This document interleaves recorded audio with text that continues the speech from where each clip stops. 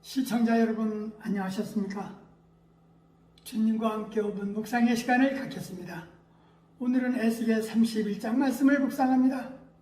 본문은 한때 근동 일대에 패권을 장악할 정도로 부강하였던 아수르가 바벨론에게 멸망당한 사실을 들어 애굽의 멸망 역시 필연적임을 경고하는 내용으로 에스겔 선지자는 과거 애굽왕 바로와 그 무리들의 큰 위험은 세상 무엇에 비교할 수 없었던 것을 상기시키고 있습니다.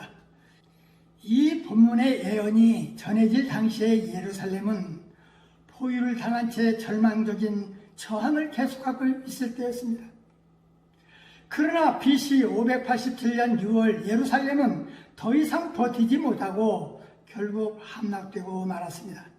그러나 에스겔은 여기서 백성들로 하여금 절대적인 힘을 행사하시며 온 세상을 일관성 있게 자신의 목적대로 다스려 나가시는 여호와 하나님을 바라보도록 권고합니다.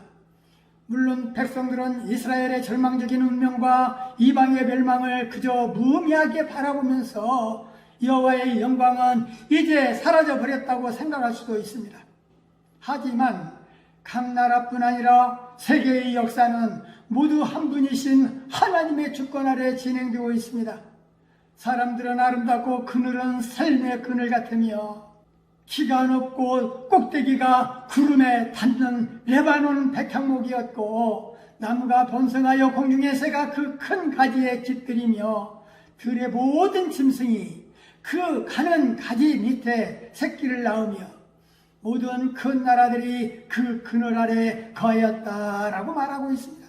하나님의 동산의 백향목이 능히 그를 가리지 못하였으며 하나님의 동산의 아무 나무도 그 아름다운 모양과 같지 아니하였고 하나님의 동산 에덴에 있는 모든 나무가 다 투기했었는데 너의 모양이 아름답고 키가 높아 꼭대기가 구름 위에 닿아서 높이 뼈나무로 마음이 교만해졌기 때문에 열국의 능한 자의 손에 붙일 것이라.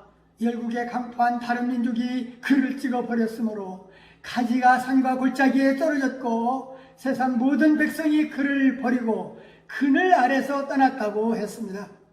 과거 애굽의 찬란한 시대를 에스겔은 하나님의 동산에 있는 나무들이 투기하며 시기하던 나무라고 비유한 것입니다.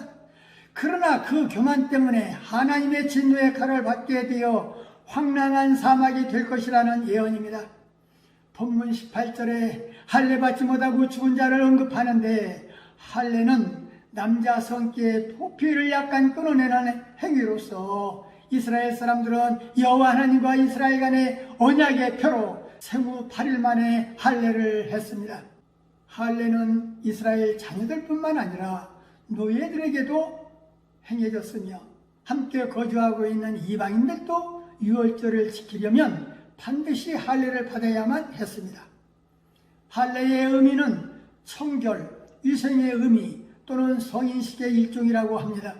그러나 이스라엘에서는 이를 통한 개인이 이스라엘 공동체의 일원이 되는 것으로 계약회사에 가입하는 것을 상징하고 있습니다. 바울은 아브라함의 할례를 그의 의로움으로 징표 혹은 인침으로 간주했습니다. 본문의 구절은 아수르처럼 스스로 자신을 신격화시키고 자신의 영화와 광대함이 에덴의 모든 나무를 능가한다고 생각한 애굽 왕의 부끄러운 죽음을 묘사한 것입니다.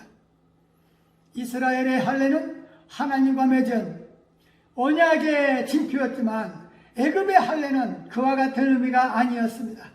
그러므로 엄밀히 말해서 바로의 죽음은 할례 받지 못한 다른 이방인들의 죽음과 다름없는 것입니다. 말씀을 상고하며 기도하며 묵상의 시간을 마치겠습니다. 좋으신 하나님 아버지, 에스겔 31장 말씀을 묵상하면서 교만한 자가 받게 될 징계의 모습을 바라보게 하시오니 감사합니다.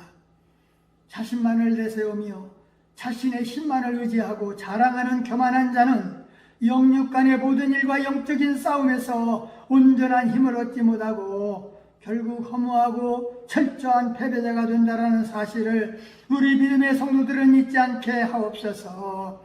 우리의 교만으로 이웃이 떠나게 되고 혼자서 고독하고 외롭게 살 수밖에 없사오니 교만을 경계하게 하옵소서.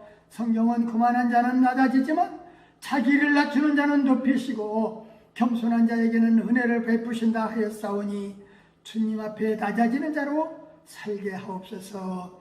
예수님 이름으로 간절히 기도하옵나이다. 아멘.